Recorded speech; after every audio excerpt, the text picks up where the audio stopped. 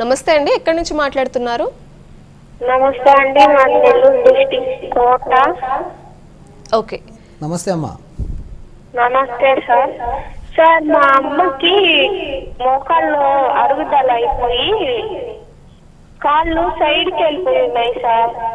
దానికి ఏమైనా సజెషన్ ఇస్తారా అని. అవునమ్మా, వయసు ఎంత ఉంటుందమ్మా? 45 ఉన్నాయి సార్. 45 అండి? అవునండి. 45 ఏళ్ళకే కాలు వంకర అయిపోయాయి అండి. అదే మీరు వంకర్ అంటున్నారు కాబట్టి ఆల్రెడీ అది 4th స్టేజ్లో అయ్యి ఉంటుంది. కోర్స్ ఇట్లా దీంట్లో చెప్పడం కష్టం టీవీలో, బట్ ఒకసారి ఎక్స్రే చూసి అసెస్ చేసి ఎగ్జామిన్ చేసి చెప్పాలి. బట్ వంకర్ కాల్ అయిపోయేదంటే ఆల్రెడీ ఆ అడ్వాన్స్డ్ స్టేజ్కి వచ్చేసింది.